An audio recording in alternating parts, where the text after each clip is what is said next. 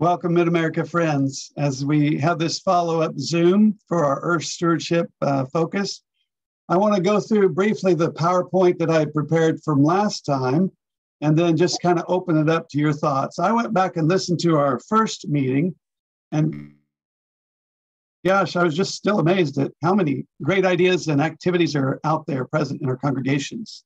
My concern is we've got less than 10% of our congregations in Mid-America that are Green Chalice congregations. So part of what I wanted input from you today about is how do we overcome that? How do we get the message out?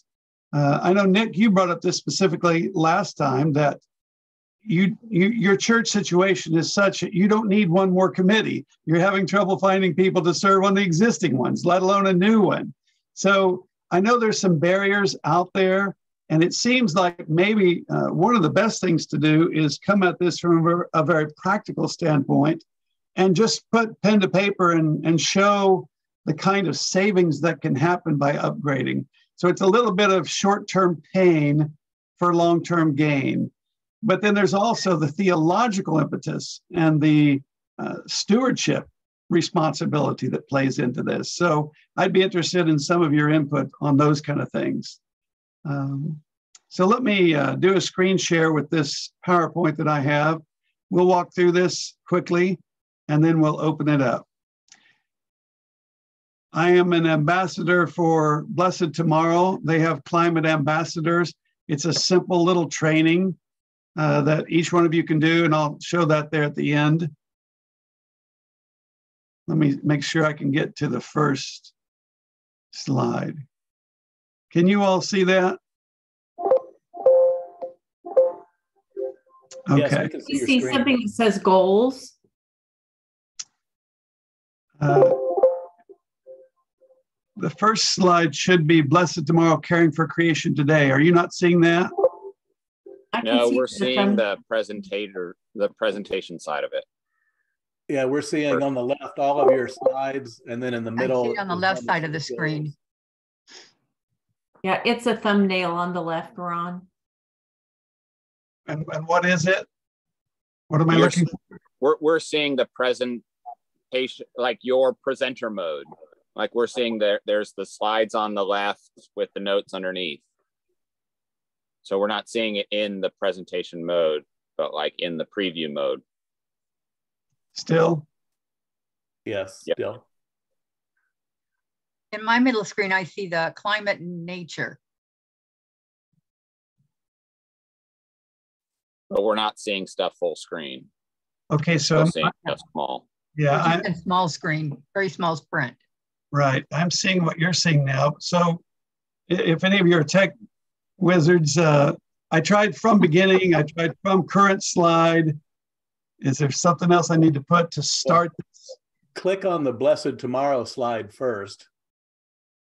Okay. Well, you're set up in one of the view modes where like it's probably set to project to like a third-party screen.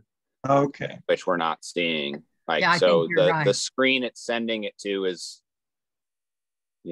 not. So it's probably under view, like under view at the tabs at the top. See there, you're in the slideshow area. If you go over to review, and then the next one over is review, then view. A review and view. Yeah. Up at your cursor is slightly higher up, Ron. Like, so you got home, insert, design, animation, slideshow, review, and then view. If you click that last view one. No. Yeah. I understand what you're saying, but up at the very top on my screen, I have the black long box that says mute, stop video, security. How do I minimize that? Yeah, you've got Zoom covering it. I don't know. I don't know. Yeah, my Zoom's you can also, can you check the use presenter view? There, I was able to move that down. Okay, because if you click in view, it should tell us what screens are set up. So you just want slideshow? Maybe. Yeah, maybe that one. Did that do it? No. No. It didn't change on our end. Okay, I'm sorry about this, guys.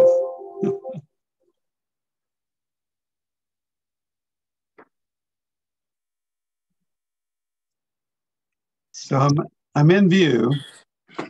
Yeah. Should I Yeah. hit fit to window? Maybe. Well, I don't think that will do it. Yeah. Well, what we're looking for is the one that's like, how many screens is it trying to display to? Is Okay. but I don't know exactly where that option is. And maybe under the slideshow menu, Yeah. that one I too. didn't see it when we were there before. Then over on the far left where it says from the beginning, if you click that, will it start playing it from the beginning? Well, that's what he was doing the first time. Oh, okay. Hey, Ron, do you see the use presenter view? It's a checkbox there under monitors on slideshow. There's like use presenter. There's like the third box. It's down at the bottom. Use presenter view. It's a checkbox that's unchecked right now to the right of your cursor. I tried that. Yeah. Oh.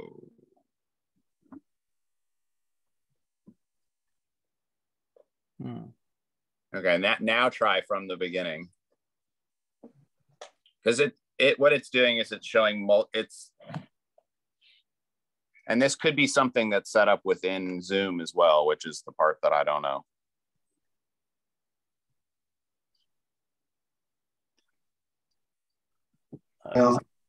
PowerPoint slideshow set up here that he's trying to show full screen, and it's showing his screen. Okay. So you can see what I can see now with slides on the left. They're just small. Yeah. If you drag where it says click to add notes, if you can click on that blue bar, it'll show you, like, it'll switch to, and you can drag it down and that'll make the one slide larger in the middle. Okay. And I mean, it's not going to go full screen, but at least it'll. Yeah. Yeah. We can tell what you're doing. Yeah. I mean, we can follow along with that for sure. Let's do that. Sometimes we just take what we can get. Yes, this format was already in place from Blessed Tomorrow as a way to show it, and I just haven't fooled around with it much. So this is not the full presentation. I just wanted to highlight a few things with you. So now what I'll do is did that change the slide about me, about us for you? Yep. Yeah. Okay. Yes, it did. Mm-hmm. Okay. Yeah, it does. This is good enough. We can walk through this then. Carbon neutrality is become a priority with Green Chalice and what we're trying to achieve here. You know about the 2 tiers of Green Chalice. Some of you are certified Green Chalice, others of you are Green Chalice congregations. The goals are to make the faith and earth stewardship connection, to inspire, include, and empower, to take action in your home, congregation, and community. And then I invite you to join me in caring for creation with climate solutions. These are obviously many of the things that are at work in terms of climate and nature concerns that we have going on. I know in some ways here I'm preaching to the choir, so I'm just going to run through these quickly.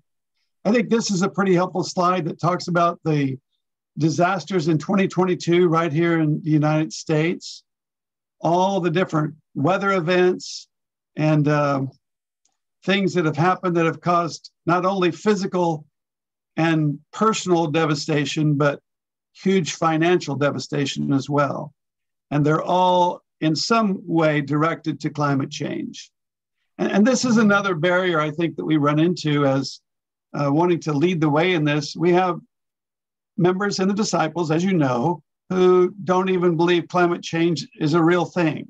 So I know that's one of the hurdles in many of our congregations that we have to get over in order to help move towards becoming or sustaining a Green Chalice congregation.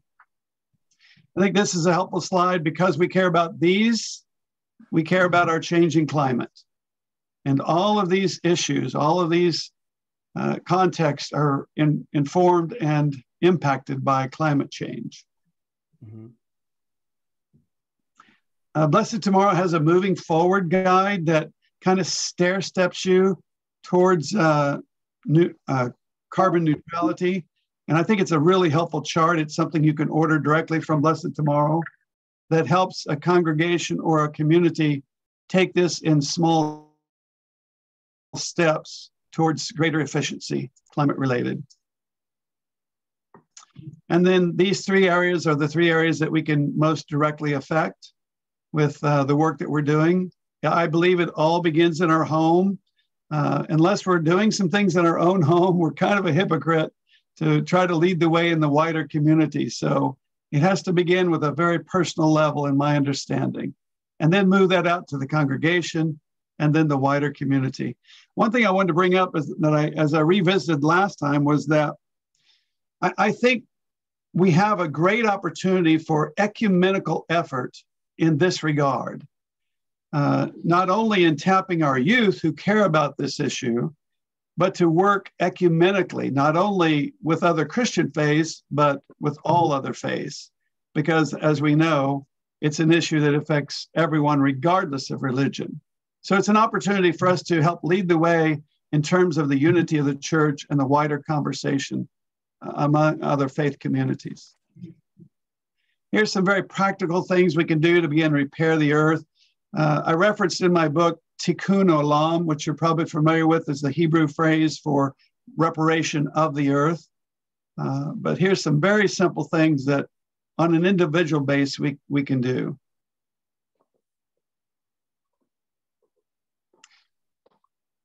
There's this great carbon engineering that's going on. I don't know if you've heard of it or not. You may be very familiar with it, but we have now created the technology where we can capture CO2. And what they do then is they pump it deep into the earth. It's very expensive technology, but they're beginning to develop it. They're beginning to use it in a couple of countries.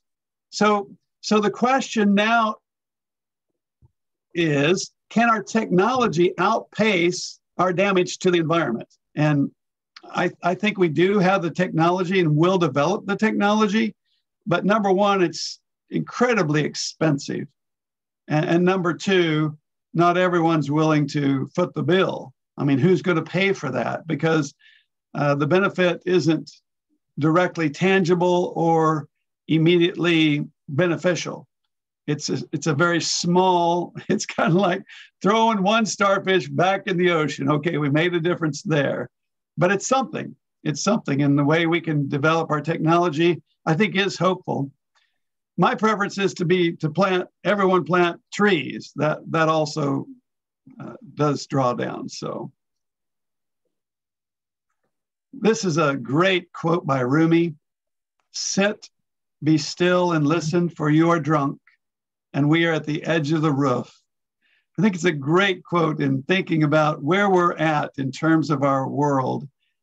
At the edge of the roof, we need to be exquisitely mindful, know and act on our values, be grounded in love and connection, be rooted in our spiritual heritage, rediscover our solidarity with creation and one another, fully participate in the dance of life, plant seeds of hope and gratitude, and imagine a healthier, saner world. And then Susan Murphy says, it is almost as though we need to relearn the fundamentals that once were natural to us, like someone recovering from brain trauma, what it means to be a human being, a member of society, part of a family and community, and of the great community of life, in literally remembering what planet we're on. Can we quiet our nerves and minds for a time, look deep inside our humanity to rediscover the medicine to heal our collective madness? I think it's a very helpful quote in addressing where we're at right now. So one of the things I'm proposing is that we have a Green Chalice Summit. I have checked with the leadership at Olivet Christian Church, and we have a date set on August 19th. It's a Saturday morning from 9 to noon at Olivet. And I have the schedule kind of laid out already. I'll share that with you. Here's kind of what I have in mind, that we'll gather at 8:45, begin with a welcome. Patricia and Ron Farmer are willing to talk about Patricia's book, which is Replanting Ourselves in Beauty. And then also they have the opportunity to live in Ecuador in an eco community that they would like to share about that experience. And then Bill Zimmerman has a special ministry called Farmer to Farmer that he works in a large part of the globe, helping and empowering farmers. And then have a small group sharing time for about 15 minutes, a break. And then Roger Bergman has agreed to share his Inroads Climate Ambassador program that he works with. And then we would end with a closing worship and be done by 12. So basically from 9 to noon. And we'll talk about that here in a second. This is the last slide. Anyone can go on to Blessed Tomorrow, and you can complete this 4-hour training to be an ambassador, a climate ambassador with them. They have a lot of great resources out there available for this. So I would highly recommend it. So any comments about that before we talk about the in-person gathering I'm proposing?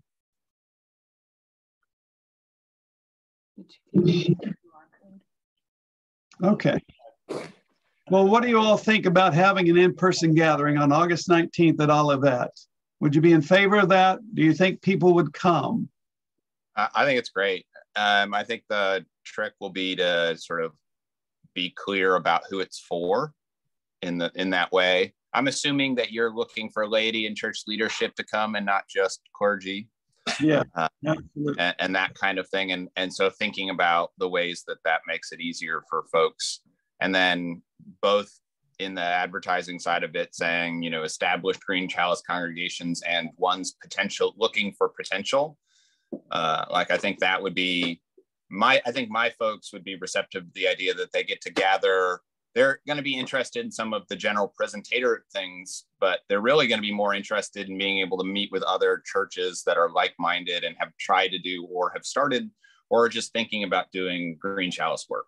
And so I think that space would be really beneficial. I did a sermon series over Eastertide that was all on creation care. And I have a lot of folks who are sort of very interested in the idea, but are very also intimidated by the amount of work that comes with it. And so to be able to have conversation with other congregations and to I'm on our Green Chalice committee and this is what it's actually been like for us would be a really meaningful thing. So I don't know if there's even space within the morning to just give, I don't know. I don't even think it has to be long, but just time for that, intentional mingling around that opportunity. So, because they're going to be interested in programs, but even more than programs, they're going to be interested in hearing that it's possible, not from a presenter, but from other congregations doing that work. That's really helpful feedback, Nick. Thank you. So I may increase that small group sharing time and maybe even plant someone from different congregations at each small table that is actively engaged in this, and then let other people join them so they can have smaller group conversations about how realistic is this. And you might think about it from a perspective, there could be a table that is interested in starting, then a table that's we've started, but we need to keep up that beginning momentum. And then maybe a table that's more we've done this, but now we've lost some of that momentum and we want to get it back, or something for the different stages of where congregations might be. Because I think that part would be really helpful for all the different groups too. And we'll just label those tables as such. Right. We're just curious and exploring it. We've begun. We're far down the road, and what's next? Yeah. Lovely. Other thoughts, comments? There's a group in Jefferson City of congregations of all different types that ecumenical that has recently formed. And they were interested in the disciples because we had this Green Chalice thing, and they're wanting to do something similar in many cases. In some cases, they've already done other things that are farther than what we have done. But anyway, I thought I would share this with them, but I'm thinking, would that be a distraction having people from other congregations here if your focus is to try to get the disciples churches going with Green Chalice? Or I don't think so, Roger. I think that would be a blessing to have people from In different. fact, I mean, I've not talked to Carol or Scott or anything about it, but I wonder about the idea that like you could use the Green Chalice certification for a not disciples congregation. Like Right. in theory, they could go through the process too, and that would be something that would be, you know, kind of cool and beneficial to help, you know, widen the scope of just disciples things. Like I was a member and participant in Bethany Fellows, and there's an entire ecumenical group that got started because the other young clergy and other denominations heard about this great program, and then they were interested in that great program, and then it got like the ecumenical version of that got launched because of the interest and demand. And it's sort of like when you do something really well, then it sort of spawns. And so it'd be cool for, even if it's just mid-America in that way, to kind of spur that on. And, you know, Well, I don't see why they couldn't do Green Chalice. I mean, I don't want to speak for Green Chalice, but I don't see why they couldn't. well, that was kind of what I had told a couple of them there, that, you know, the stuff that we're doing, you know, anybody can do that. And, Yeah. you know, even if you don't call it, you know, put the Green Chalice label on it, you can do the same things and, you know, and name it anything that you want. But yeah, if they wanted to do it and just, you know, continue the Green Chalice, I have no problem with that. Yeah, it's not denomination So I have people that I'm sure would be interested in that. Okay, wonderful. And are they primarily faith leaders, Roger, or are they lay people? It's kind of a mixture. There Okay. are several that are ministers or priests. Several are lay people. The guy from the Unity Church, I don't know what the Unitarian. Yeah, I don't know what his. But there are different denominations. The other Disciples of Christ Church there in Jeff City is represented. A couple Catholic, Unitarian, Baptist, Episcopal. Yeah. So there are quite a few. And I'd say at our first gathering that we had together, there were probably 25 of us easily. Yeah. So. And they're just starting, trying to figure out how to get going and connected and what to do. And, you know, so they're searching. Well, what we're wanting to do, as you know, is to build a movement. And disciples traditionally have been very ecumenical minded. So I think this is a perfect intersection for us to offer this to the wider community. So yes, let's include those folks for sure. Okay. I'm just thinking, you know, I was trying to keep it 9 to noon, so we didn't have a meal and we didn't make it too long. But 3 hours may not be near enough, but maybe it's a place to start. I don't know. I say it may be a place to start and then figure out what needs to happen in the next one. Yes. I'm also thoughtful that it's easier to sell somebody on a morning than it is an entire day. Yes. I know that limits some of your drivability probably, where folks are less likely to drive an hour and a half to have a 3-hour thing than they're like, oh, if I'm going all day, then driving an hour and a half is not too bad. But I think it's worth it. Yeah, maybe I think it's a good amount of time. I think the longer you get, the less you're going to get casual, curious people. At the last presentation that Roger did, the Inroads presentation at the Presbyterian Church, his spiel can go a little bit long sometimes, and but afterwards, it was amazing how many people stayed around. And it seemed to me like there was more conversation and more give and take during that time after the presentation, you know, when they had cookies and tea or something. But there was a lot more exchanged, more information exchanged then, you know, than in his presentation. So maybe that little bit of time where you wrap it up for us, Ron, maybe that will be a time too, where you could say, if anybody else wants to stay and talk longer, be sure to do that. And you know, continue that little breakout place where you were earlier, where Nick had mentioned the different levels. I don't know if it's a necessary thing, but you could almost offer, like, you know, if to here are a couple of lunch options that could host groups if you all are interested in, you know, going individually together to do lunch somewhere. Okay. And then, like, it, you know, not as we're hosting you lunch, but if you want to, you know, I've had some luck with that in the past where, you know, that that's beneficial in that way. Yeah, because very often, as you say, Janet, that's how things really get percolating, is just informally when people can chat one-on-one or small group. So yeah, maybe we'll just provide a lunch option at a particular place. And if you want to continue this, go have lunch at McAllister's or whatever. Great suggestions. Thank you. I was going to charge $10 a person to cover just some basic expenses. Do you see a problem with that? Is that affordable? Do we not need to charge at all? What do you think? What does I would hate. Go what ahead. does that money go towards? If you Just the coffee and refreshments, basically. okay. Yes, but it's not necessary. If it's going to be a hindrance, then I'm happy to remove it. My gut feeling is I'd rather not have it, but Okay. If you need it, you know. No, we don't need it. We don't need it. My sense of it isn't so much the amount as it starts to become the like a registration for it, in that way of like, I would like from my perspective in Boonville, I'd like to invite, like I have a couple of individuals that I want to say, hey, put this on your calendar, plan to be there. But I also kind of want to just be able to say, like, we're taking a group, and I could end up with an extra person or two, and then you get to like all the other levels.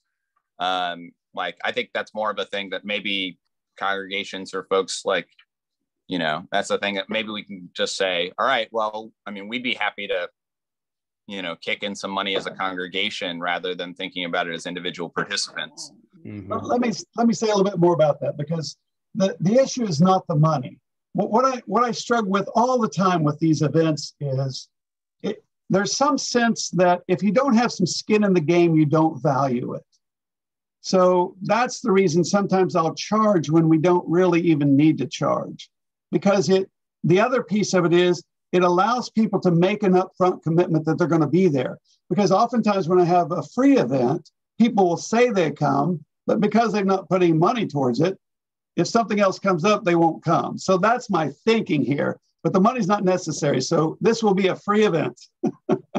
Well, and I almost wonder if then you could do it like, try and ask for registrations by like congregation or by interested party kind of thing, where it's either an individual or a group registration. Because I'd be happy to sort of like, hey, we're making a congregational commitment to going. And we just don't know, like we may have 3, we may have 5, we don't know. On that end, I think that pays off. But I totally get it. I mean, I know the, skin in the game conversation, but I don't know that this is one that needs it. I don't know. At least from my perspective, this is practical and specific, and it is detailed enough that if there are folks, I mean, like, that's where it's like, I suspect that my folks are going to be, oh yeah, like I'll go, because they know enough about Green Chalice. They're interested in certainly the environmental issues as a wider cultural thing, and then individually. And so it's like, there's a lot of draw-in rather than for a lot of other things where you're like, oh, this is going to be a great speaker. And they're like, I've never heard of this person, or like, I don't know what exactly the topic because it's some theological word I probably have heard before, but don't want to admit I don't really understand. We kind of had this discussion at the last En-ROADS that I did also. And the minister at the church that was sponsoring that one her concern was, how do we get people, we talked about those people that don't even think climate change is a real thing, or, they're kind of on the fence, those, if we charge, we'll get the ones that will be preaching to the choir, the ones who are already interested and involved. And, maybe that's who you want. No, but if you want to be drawn those others that to make a movement, to move them, from one end of the spectrum toward the middle, or from the middle toward the other end of the spectrum, to be, believing this is a real thing and we can do something about it, and here are some things we can specifically do about it. Then if they have to pay $10 or $5 or whatever, I'm just guessing that those people are probably going to say, I know what they're going to tell me anyway, I'm not going to go to that. Or they just want my money. Yeah. Yeah. Okay, issue settled. It's a free event. Come on, come all. Okay. And you don't have to be a disciple. I love this. Thank you for helping me think through this. I'm very excited about it. And it may be that we have 100 people show up, but we will definitely have an RSVP requirement by date, maybe a week prior or something. So we can get an idea of how many to plan for in terms of setting up tables and refreshments. Other thoughts, comments about this or anything else? Is really helpful to me. If we're to share that with that interfaith group that we belong to in Jeff City, can you give us all the details in one thing so I can like print it to a flyer just so they can read it on their own and write it or something or email it to them? Just because we don't have that anywhere, do we? Or will that QR code that he had up there earlier, would that take them to all the information? No, because do the blessed. Oh, that was the blessed. Yeah. this is something in my mind that I wanted to clear with this group before it became real. So I have the information. I'm going to send it to Susan Moore. She'll create a flyer and we'll put that probably in next week's newsletter. But I'll have her send it out to this specific group that was on the first Zoom call together, because those are the primary people that are really connected with this. So I'll put together a flyer and you can share that with any group that you feel would be helpful. Great. Thank you.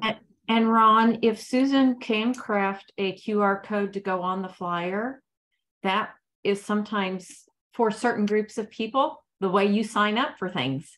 Yeah. So I think that would be awesome. I love the QR code idea. Okay, perfect. Thank you.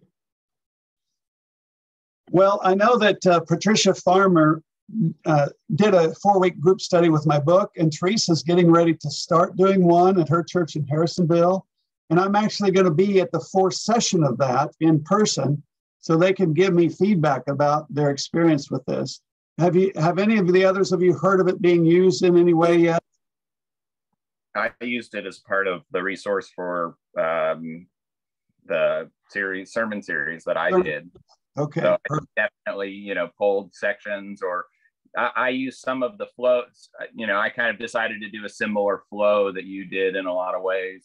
And then, it's nice. The part for me that was really kind of helpful, it was also like, rather than sitting down and saying, okay, I want to do 6 weeks on creation care, what scripture do I want? It was a good like sounding board and conversation partner for that. And then it was nice to be able to reference too, to talk about it from a, like lift up in our local disciples congregation, that this is something that disciples are doing and not just like out there somewhere, but I can use your name. We could talk about that conversation, and that was helpful too. So I think that, Missouri folk are kind of distrusting of everybody else. And so are disciples folks. So the more it's like, not just Christians out there, but like Ron, we know Ron. Okay, that's okay. Yeah, and it's not something coming from Indianapolis, right? Most of us are suspicious of everything coming out of Indianapolis. So even if it doesn't deserve to be suspicious of, but yeah. It's just the way it is.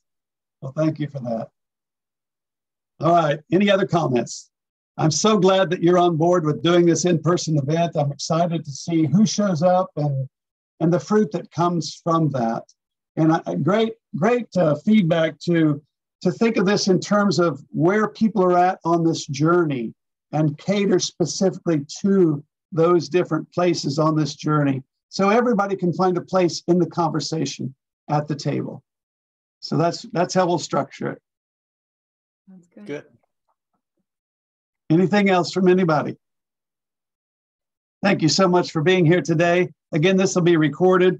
As soon as Susan gets the flyer put together, I'll have her send it out to this group, and then it'll be in next week's newsletter as well. So God bless you in all the ways that you are caring and loving for creation. And we will meet again in person, August 19th at Olivet Christian in Columbia.